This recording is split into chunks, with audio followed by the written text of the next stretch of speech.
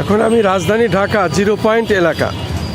এই গুলিস্তান এলাকাটি অত্যন্ত ব্যস্ততম এলাকা এবং এই এলাকায় আমরা দেখতে পাচ্ছি মানুষের চলাফেরা এবং বিভিন্ন যানজট যেভাবে চলছে আমরা দেখতে পাচ্ছি। গুলিস্তানের এই ব্যস্ততম শহর রাজধানী ঢাকা এবং প্রত্যেক সময় এরকমই থাকে, প্রত্যেক দিনই এরকমই থাকে।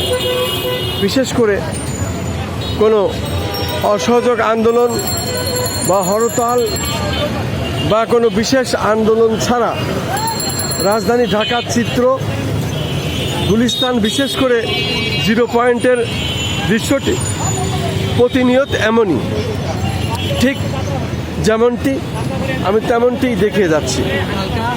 রাজধানী ঢাকার ব্যস্ততম একটি এলাকা, এটি হলো সেই গুলিস্তান এলাকা।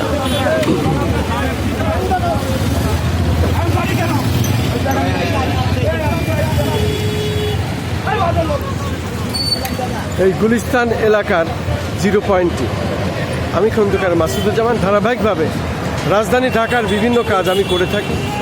আমার এই 35 বছরের সাংবাদিকতার পেশার অভিজ্ঞতায় রাজধানী ঢাকার বিভিন্ন চিত্র ধারাবাহিকভাবে আমি প্রচার করে থাকি। ঠিক তার ধারাবাহিকতায় আজও রাজধানী ঢাকা গুলিস্তানের 0 পয়েন্ট এলাকা।